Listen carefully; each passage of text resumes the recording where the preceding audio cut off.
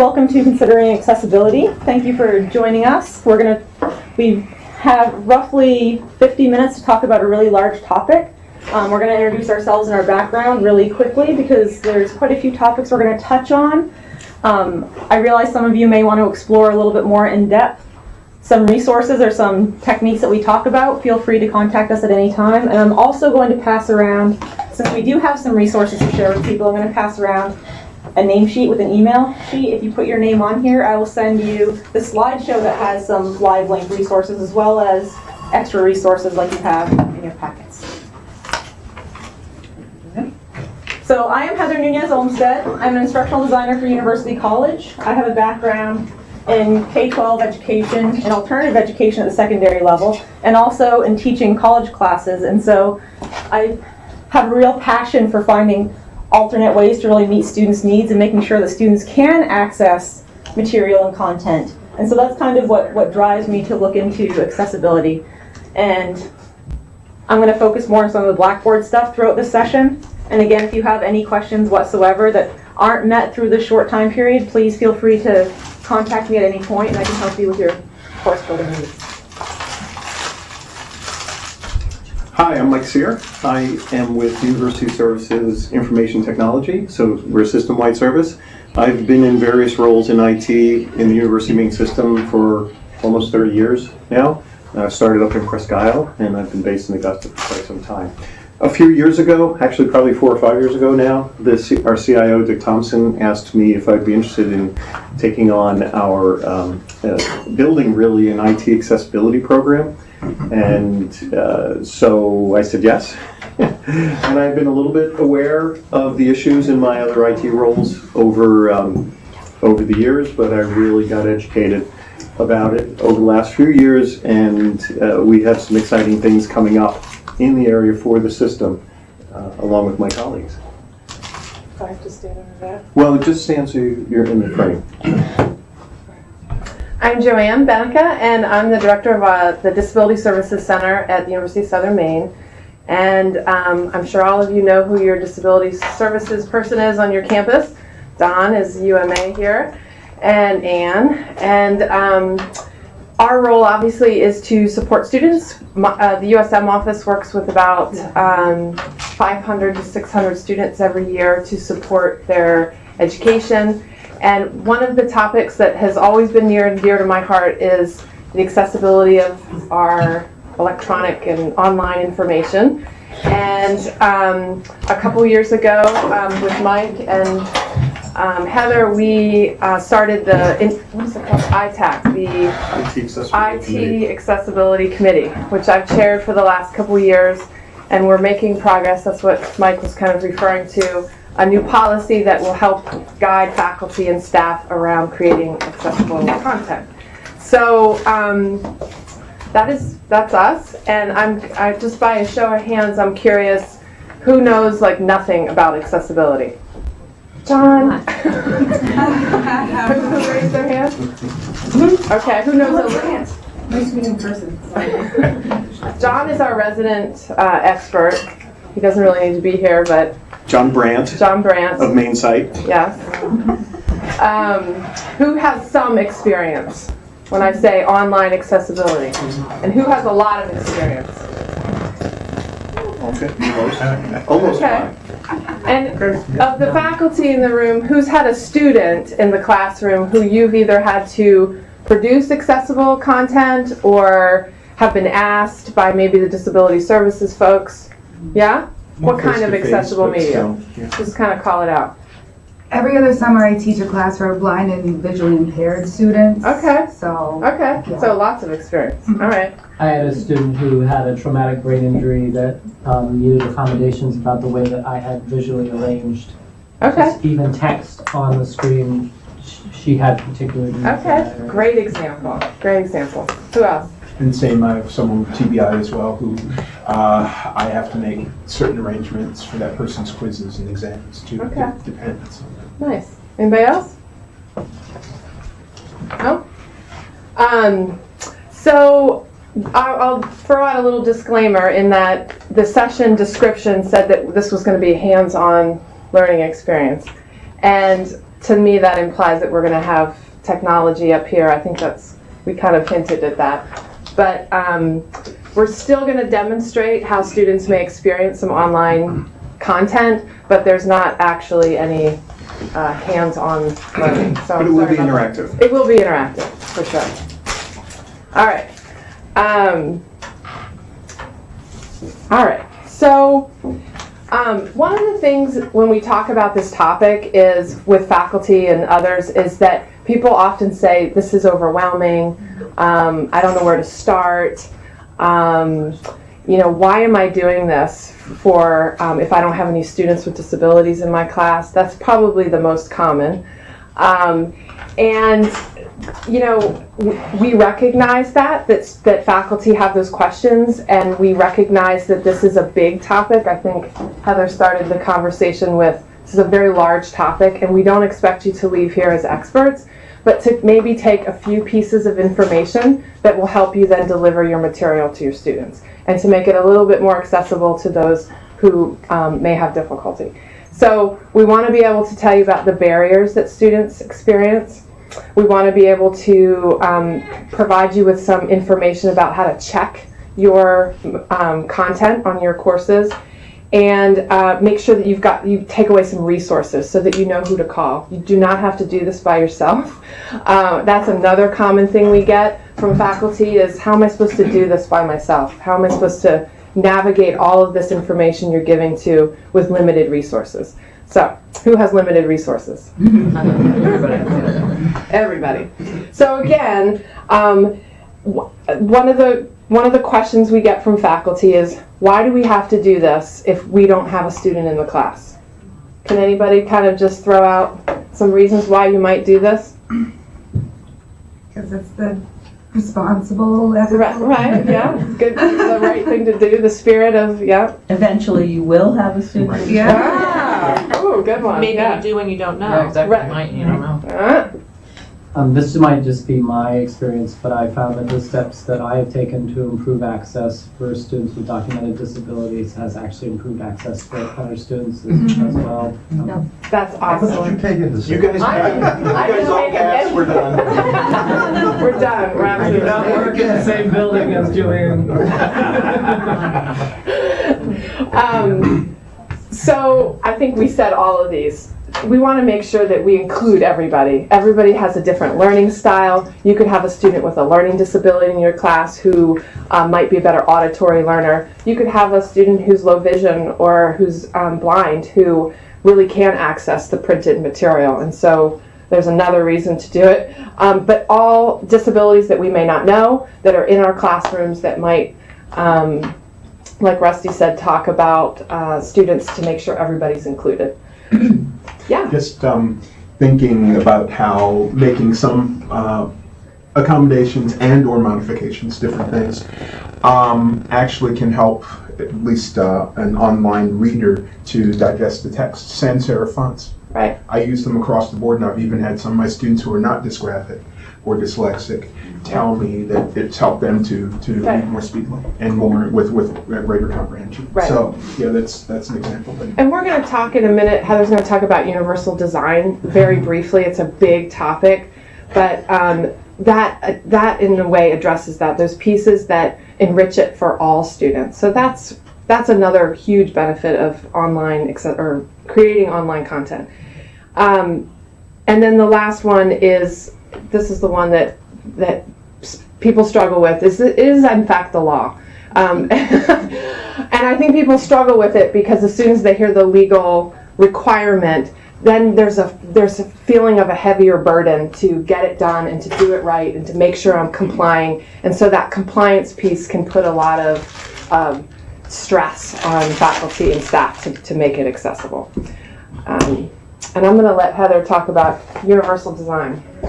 So just very briefly, universal design started actually in architecture, looking to make public spaces more physically accessible to everybody. And that philosophy carries over into our course building because especially in the virtual world, well really in the in-person classroom too, but in the virtual world, those are learning spaces as well. And the way that we design things, just like the sans serif fonts, which I don't know if everybody knows what that means, but sans serif just means the fonts that don't have little feet on the bottom. So Times New Roman has little feet on the bottom of the letters. Sans serif does not, and it's actually easier for people to read online. So taking small steps like that while you're designing will help people not only that have an accommodation, but they'll help all students learn. And there are a couple of best practices that go along with that as well.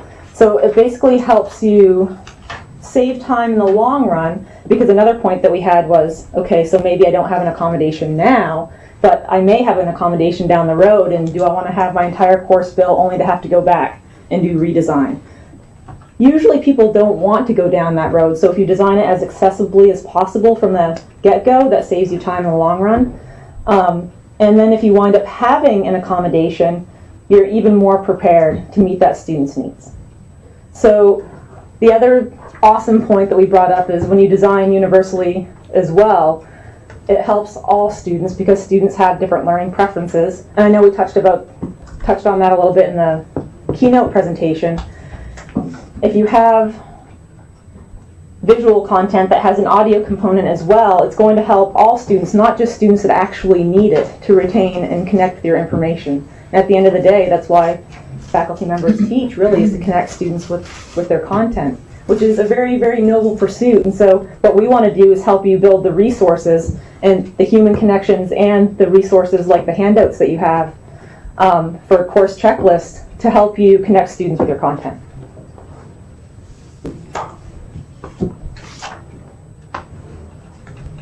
So what needs to be accessible? Well, all of your course content really needs to be accessible. So that includes documents that you upload into your presentation. The most accessible documents are Word documents and PDFs largely. They're awesome tools if you're in a Word document. You can just type in the little search bar, accessibility checker, and it'll actually run you through the whole process. It's super awesome. Your videos need to be accessible, and what that means is you need to have closed captioning for your videos. You can do closed captioning in YouTube. You can do closed captioning in Kaltura.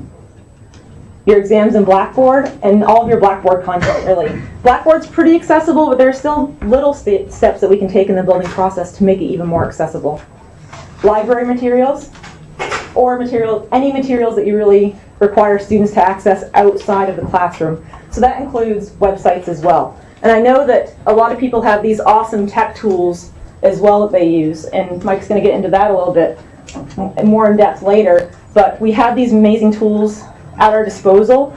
I don't think when we're looking at accessibility we're saying you definitely cannot use a tool like VoiceThread. I'll just pick on VoiceThread because it's not accessible. What we want to do is get you to think and have kind of that mindset of, why am I using VoiceThread? Is there an alternate that's more accessible? So that way you can be prepared that you don't have to dump the entire activity when it comes time to have an accommodation. You can have an equal experience for a student that may need it. So, any questions as we go along? I have a question. You just said when you're creating a Word or PDF document, there's something that you can click on that it'll take you through. What was it that you said you clicked on? Accessibility checker. It's And it's titled, just part of... I'll talk about it in a little part bit of more Word. detail. Yep. Okay, great. So yeah, we'll definitely go into that a little bit more later. If I may, one of the things that I've been struck by, even dealing with students that don't have any actual disability, is simply the way we structure the content to find documents and how many layers there are and things like that. So just the way we actually post documents, is there some logic that makes them, easy to navigate through the Blackboard site? Particularly for a visually impaired student that's using a screen reader, if you have multiple layers, it gets almost impossible to keep track of what goes with which.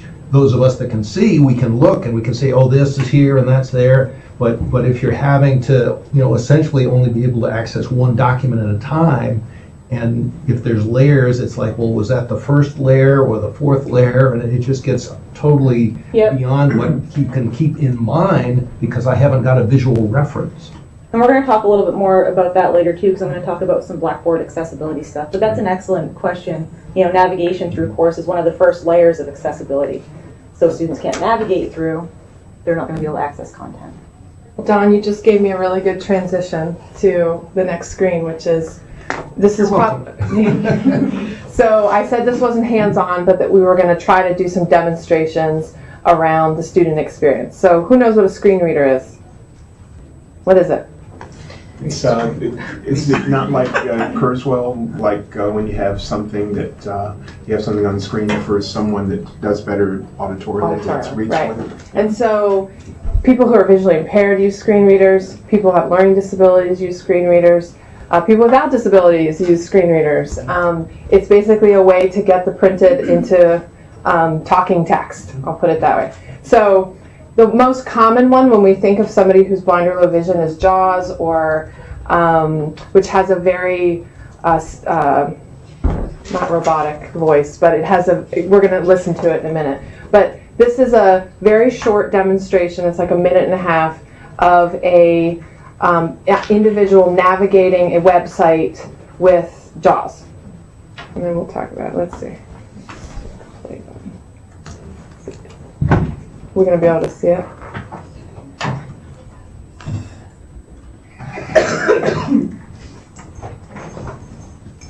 Hey everybody. Okay. How do I plug in the audio? No, I don't know. This thing? Yes. Technology? Over here. It's all wound Oh, up. on that one. Maybe you want to stop that.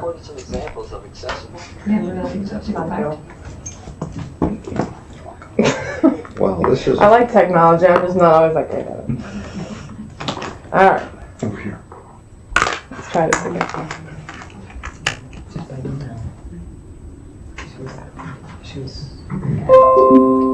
That's loud. It's working. Sounds really loud. Like I can hear that. Hey everybody. As you may have seen from the title page, the topic for this video is accessibility. Accessibility deals with how a computer reads data from your documents. I figured many of you have probably never used a screen reader before, so I recorded some examples of accessible and inaccessible content. After you hear a couple of these examples, I think you'll see how big of an impact you have by the way you enter your data. First, I'll have you listen to an example of inaccessible content, and then you'll hear an example of accessible content. After you hear both examples, you'll be prompted with a question. Answer the question, and continue on watching the video.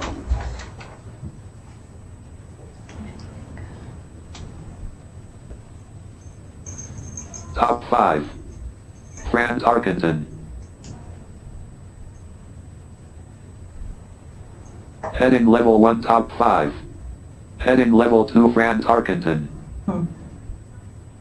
Did you hear the difference? Here's an inaccessible image. Oh yeah, it doesn't accessible. Dash picture 1 2.59 inches wide by 0.82 inches. Dash underline underline underline dash dash dash. That was helpful. The accessible image.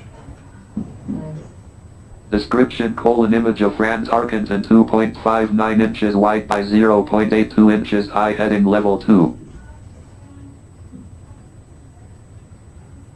Inaccessible blank space between paragraphs. Land. Page 3. Blank. Blank. So this is accessible blank space. Page 3. Inaccessible hyperlinks, URLs. Less link http://the-top-330,690.-the-top-10-minnesota-vikings-quarterbacks-of-all-time/page/11. By the way, he slowed it down. Yeah. Accessible hyperlinks. Less link source of Franz Arkenton article creator.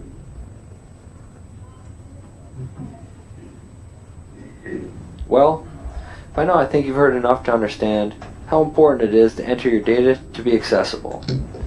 But before you move on and close this video, I just want to reinforce the fact that creating accessible documents benefits everybody. All right. Any thoughts about that? Yeah. Questions? Feedback? What do we get back? So the accessible hyperlink, we're talking about visual impairment. Mm-hmm. How, I don't understand how they know where to go. So right at the beginning, The first thing it said was that it was a link. So there was a flag to the person who's listening that this next thing is a link. And then instead of reading out the entire address, it read the label on the link. Now, when using the screen reader, the user would have been then able to click the keyboard, I think the enter key? The enter key. Enter key. And it would have opened up that So they link. just know, hit the enter key and it works. That's right. Okay. That's right. But it was preceded. Both of them were actually preceded by the word link. That was the clue to the screen reader user that this next thing was a link. But the difference was in the usability of the link. Sorry, in knowing what the link went to. That's really the difference, right? So in the first case, you were having to listen to that whole long string, and that assumes it would be useful only if the letters in the words in that string were meaningful. Sometimes they're just random characters, right? So that's all you would hear, so you would have no idea what it was even a link to. Doing it accessibly, you have a regular label. You name it. But does this person have some kind of automatic mouse that puts the Yes. cursor where it's supposed to be? Yes, and there's no mouse. It's all driven by the keyboard. So this person isn't using a mouse at all, and that's another accessibility issue, actually. JAWS is the screen readers that let's say an individual who's blind would use. It's pretty complicated. I mean, you don't just plug and play this piece of software. You have to learn it. There's links. There's shortcut keys, and you navigate your entire computer. You can actually do that as a sighted person if you know the keystrokes and don't want to use a mouse. But a person who is adept at using JAWS knows exactly how to navigate it. There's training for it. Okay. Some students might use a program you mentioned, Kurzweil, which is for a student with a learning disability. Now they're able to use the mouse, so able to see the links and go to them.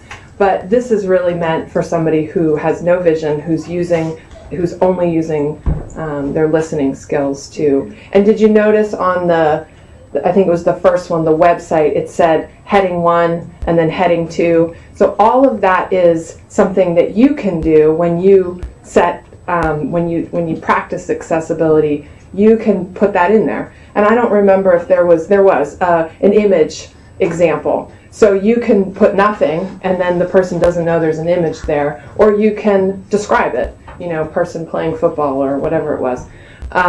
So those are all tools, and Mike's going to talk about them later, and some of the toolkits that you can practice when you upload an image or you upload a YouTube video. And I don't know if anybody noticed, but I wondered if that video used YouTube captioning. It did, because there was errors. There was errors. Did people notice that? The other thing is they didn't speak, so technically it wasn't accessible because they didn't speak the printed, when the thing came The on. ones Mike that I was, read out? Yeah. You would have no clue that those were there, right? Yeah. If you were using if you were relying on a screen reader. So when it showed the image and the accessible image, it said, a picture of Fran Tarkenton. Was it accessible because the person, the instructor wrote out in and described it? It's not because there's some sort of program that's going to tell them. You ever heard of an alt tag? Alt text. An alt text. Alternative text is the common term for it, but that's right. It was provided by the content owner. Yeah. Okay. Almost in the same way, if you're going to have an email link that you're emailing to your colleague and say, here's the handout, and you highlight it and hyperlink it. So that's the content text, even though the hyperlink is attached, embedded in that text. Okay. I don't know if you've ever done that before, but a lot of people. Okay. Any other questions or comments on that? So one of the other common things that we see over and over again, particularly with online, any kind of course, is the a document. So let's. I'm sorry, I have a question. Does Blackboard have the ability that, like, when you, let's say you copy an image and you paste it into your Blackboard lecture, I know because I'm more familiar with using Desire to Learn from another institution, and when I do that in Desire to Learn, there's a little radio button that I can click that says decorative image, so that anyone who's reading with a screen reader knows that, okay, there's nothing critical to the learning that I have to know from this image. Does Blackboard have something comparable to that? Okay, Yes. so you can signal at least, even if you forget to put in the alt text, that, hey, you don't have to actually worry about the content of this image. It's not like a graph that you need Correct. to understand. That's an important concept, that's right. Okay. Right. Yes. So one of the other common tips that we like to share is around the accessible documents. So who has taken an old book off your shelf, photocopied it, maybe it had, some of your your comments on the side, highlights, and then you've taken it to your copier, you've scanned it, and then you've uploaded it to a Blackboard. Who's done that? Yeah, most people have, right? So the reason that's a problem is because it's an image. It's an image of that textbook. And so often what we get requests for from faculty or students, mostly students, is this document, I can't read it. My software won't do anything, what do I do? And so they might give it to us, and we do what's called optical OCRing. Anybody ever heard of that? Optical character recognition, which takes the image and converts it to text. The problem with that is that if the copy is not clean, and I've got an example here of what I'm talking about. So this is a really good example of an image that we got that somebody would get, and when we put it through that recognition, you see what happens? Like all of those little smudges on the side, the writing, it can't recognize that, and so a screen reader can't recognize that either. So this is a really good example of a bad copy. What we really want faculty to do is either get a cleaner copy, like get the cleanest copy you can get, or see if it's available electronically already, an HTML document. Often what we find, and when we get faculty documents, is we do a little search and it's there. I mean, not all documents. And we have some awesome librarians too that would love to help you. Now, if you're copying from a book that's 30 years old, probably not.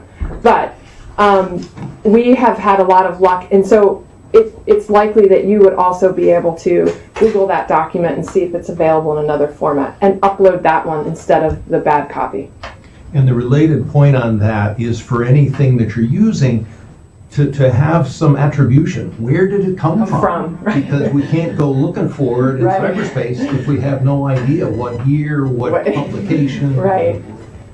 And that's for students too. I mean, students want to know what the source is of their document. We should model good citation. There you go. Thank you. Anybody have any questions about the documents piece, Mike? I'm going to get into some more detail. Some detail, but especially I if just we have want time. everybody to see what a student would see if they were to get this image, if we had OCR'd it and we just given it to them like that. What's highlighted is what would have been read, which of course is not much and wouldn't have made much sense. And we would have to do an extensive amount of cleanup on this document, meaning somehow get it into a Word, take the original document and have a student retype it. Yep. So the cleaner the documents, the better. Anybody have any questions? Yeah. If you uploaded something that looked really messy like that, Yeah. and your department or one of your student workers were able to make that a nice, clean, readable document, would you then give it to the instructor so that they will always post the good one and not the bad one?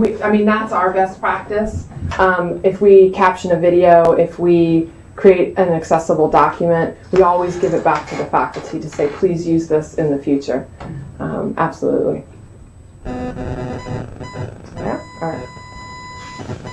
All right, so in talking about multimedia, the law actually states that it has to be, the educational experience has to be equally effective. So if you have a learning video content that you created and a student can't view it or they can't hear it, you have to create some kind of equally effective supplement for students that may need an accommodation.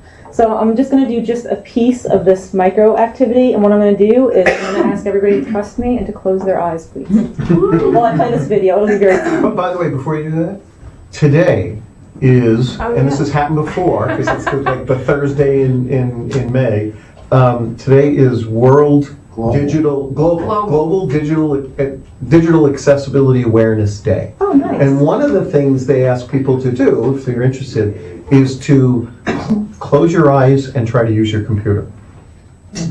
Go back to your computer and try to use it with your eyes closed. Now, there are tools to do that. But that's awesome. In the spirit of that, can I please have everybody close your eyes just for a second? Unplug your mouse. I swear I will not play any pranks on you. I don't trust you, Abby. I'm kidding. I'm enjoying this. The music's not playing. Oh, there we go.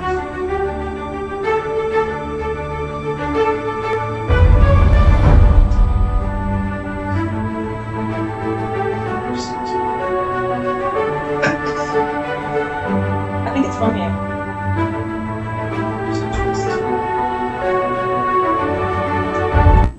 All right, let's have everybody open their eyes now, and can anybody tell me what this video is about? Classical music. Which is an four-year-old in the house, yes, you would know what based the on music is. the information that you have at hand, right? But I'm just going to play a little bit more, and you can view your eyes open, all the information that's being placed, just visual information, that if somebody had a visual impairment, they would actually be able to see what's going on in the screen.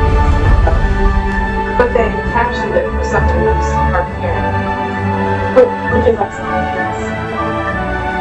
So I know that this is an advertisement for another university because nobody in the UMaine system would ever create something. If you went and looked for this in the inaccessible. UMaine system, I'm not going to say whether you'd find it. Because we try to do everything as accessibly as possible. So what that means when we look at multimedia content, and I know we use a lot of multimedia content because it's a really great way to grab students' attention, and it's a really great way to meet different learning preferences in students. With video content, again, just make sure you caption. And I don't have the time really to go into YouTube or Kaltura to show you how to do that, but if you use videos in your course, please give me or your local instructional designer a call out so that we can help you with that. And with audio content, I know a lot of professors will use lectures and sometimes podcasts or MP3s to upload their lectures to students. The problem with that is if you have somebody that needs to have the visual component, then they'll need to have that uploaded as an attachment.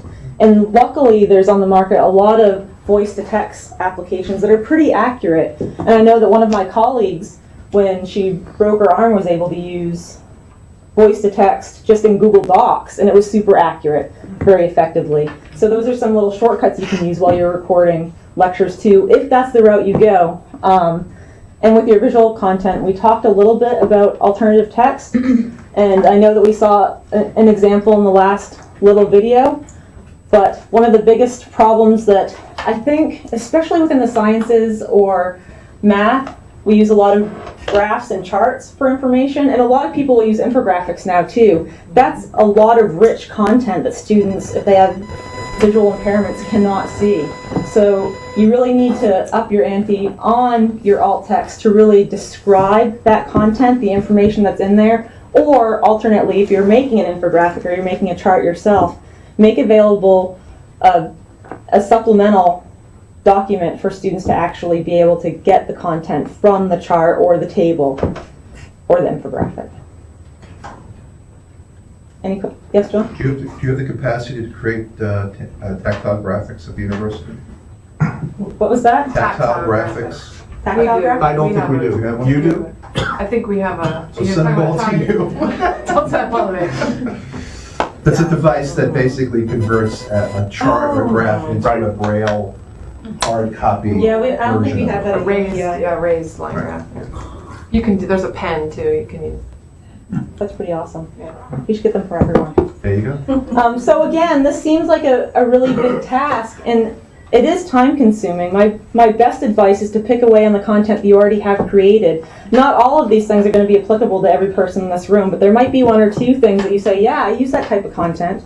You know, what are the steps that I have to take to make, you know, my images that I use accessible in Blackboard. And that's a really easy process, and if you have trouble with that, you can give me a call. I can help you in about 5 minutes. We can screen share, and I can show you how to alt text your images in Blackboard. Now we only have about 10 minutes left, so I'm going to hand the mic over to Mike. So we did start late, so I'm going to try to go through quickly, and I think that the technology in this room may not be the best for what I was planning on doing. Enter to move forward? No, it's the little arrow.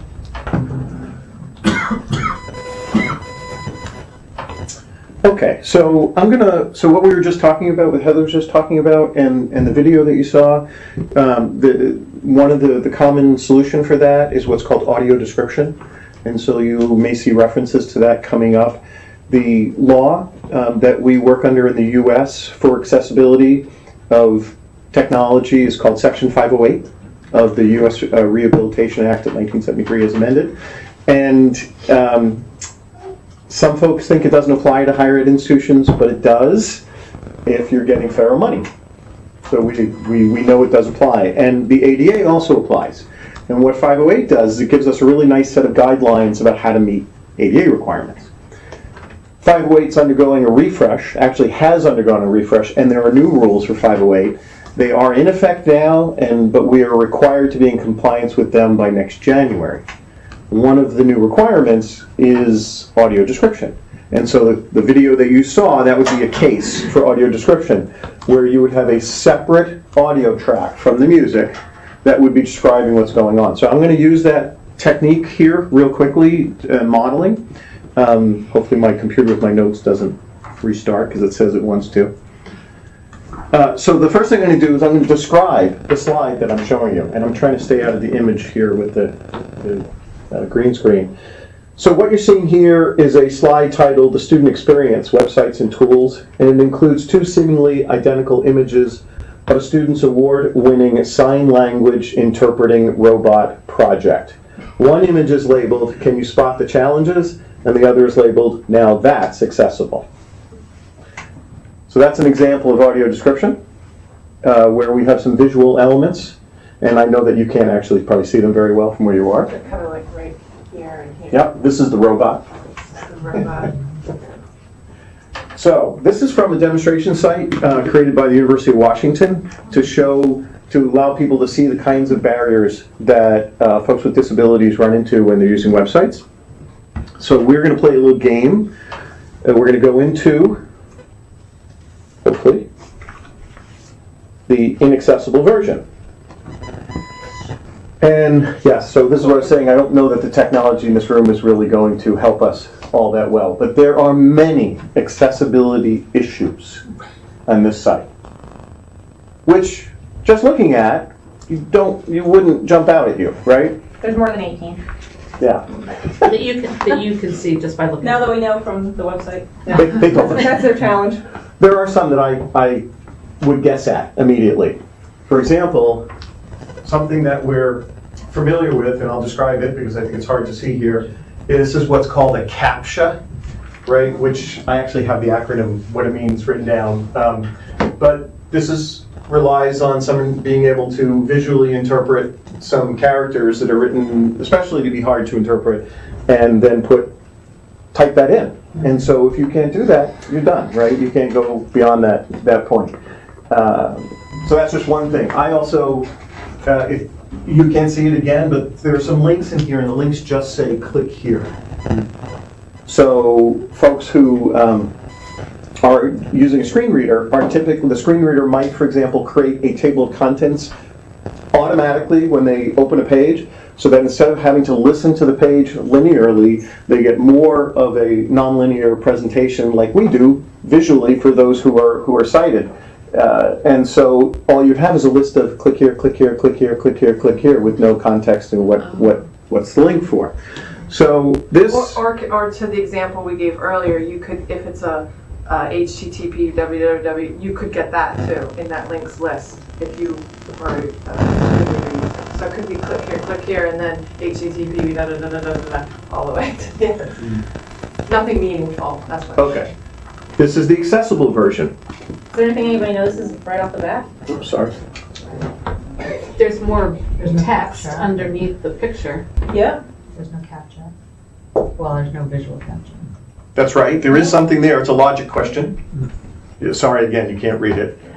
This room converts the video to an older style video People that format. have signed up to have the resources shared though will get this presentation. You'll be able to explore a little bit more in depth as well. So I'm going to quickly, sorry, please, your question? No, I'm just looking for the piece sorry. of paper that's going to go around the room.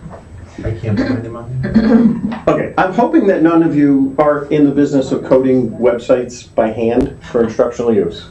But the idea is everyone should be aware of these issues that websites have, because it is still common when you, for example, go to a website that a publisher includes with a book or a tool online that comes, or a website that you're going to include in your curriculum and direct students to, that you should know that websites still today, the vast majority of them are inaccessible. And there are ways to test them and find that out. I'm going to very quickly, because not that I want you to absorb any of this technical information, but very quickly go down through a list of what is wrong with that original site.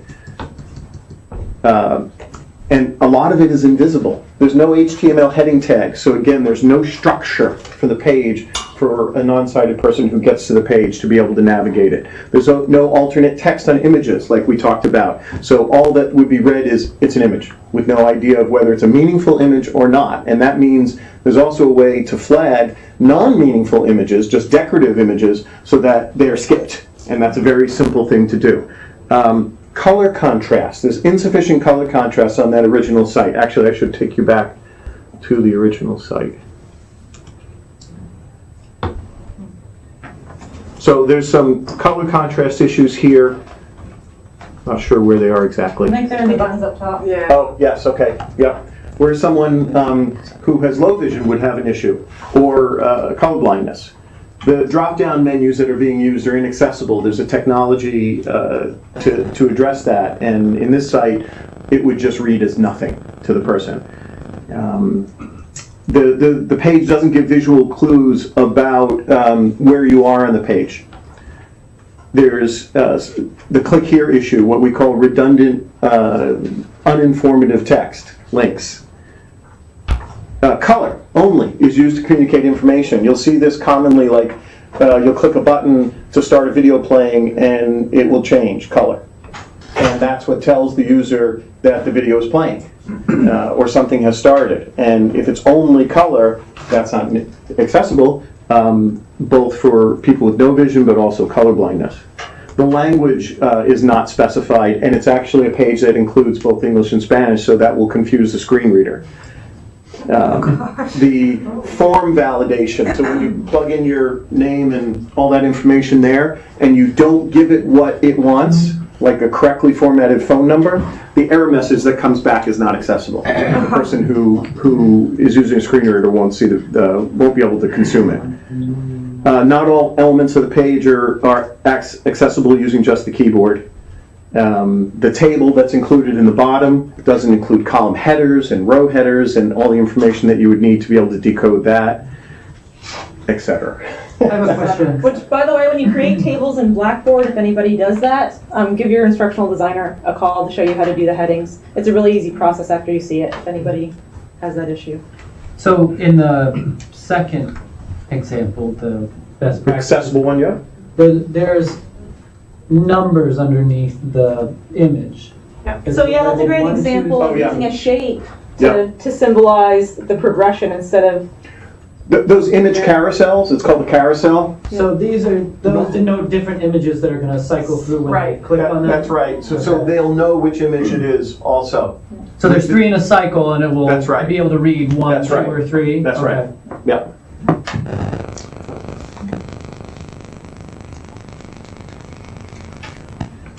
Okay, so what do you do about all this? Whoops. So it's very important, don't wait for the request, because if you do, you're not going to have time to deal with it. And the law doesn't say that everything has to be accessible ahead of time, but it says that once you get the request, it has to be accessible immediately, which means you have to have, really, from a practical point of view, you have to have this all lined up. What do you do? So you got to know and have an inventory of all the materials you're using in your course. Websites, documents, books, the tools that publishers provide along with their textbooks. That's key. You basically inventory all of those items, and then using checklists like the ones we are providing in the handout, there's some simple things to ask about each of these pieces of material. And there are tools to fix accessibility problems. So for example, the full version of Adobe Acrobat, what's called Professional, I think, and maybe it's Professional DC now, has an accessibility tester checker in it, and will fix for you most accessibility issues. For example, it will identify all the images in the document in the PDF that are lacking alt text. And so it'll allow you to go right down through, bang, bang, bang, and add the text. And also, it'll let you check off if the text is actually just decorative. So Microsoft Word has the accessibility checker built in. I think it's a fairly recent version of Microsoft Word that has that. But everyone in the university should have access to the most recent version or upgrade to the most recent version, and it has the built-in accessibility checker. And we only have 1 minute left. Well, we're going to go just a little over because we started late, right? If everybody's okay with that, if that feels comfortable. I'm seeing some worried faces maybe. Mike, do you want to at least get to this go back. Yeah. One? The one about creating a document and then saving it as? This here? The assumption that we might make if we Okay, make a document. very good. So PDFs can be very accessible, and some people prefer them as accessible documents, although now some ebook formats like EPUB are also generally can be very accessible as well. But PDFs can be horrible. They can be completely invisible to a screen reader. And there's some basic underlying invisible technology issues going on that dictate which way it is. When you create a PDF file out of Microsoft Word, it's going to be accessible, generally. If you followed the correct procedures when creating the document, using headings, putting alt text on the images, labeling the columns and rows in a table, etc. However, when you save as PDF from a lot of programs, that PDF is not accessible, and the big violator is Google. So if you're using Google Docs, right, and doing collaborative work with your students are working together, and they use save as PDF from that, none of those are accessible. They're often completely blank when being used with a screen reader. Sometimes even if you go through the accessibility stuff in Google Docs, when you download it and save it as a PDF, it strips the tags out. So yes, it absolutely does. That's what I'm saying. So when you do save as PDF, oh, you mean like when you save as a Word doc? when you're in the download process, it'll strip. Yes, when you download anything from, when you download as a PDF, it will strip them out. But if you download them as a Word document, bring them into Word, and then create a PDF, then you're in better shape. And you can run the accessibility checker in the meantime as well. So you have to be very, very careful with PDFs that you create from programs, because there's a good chance they won't be accessible. Question?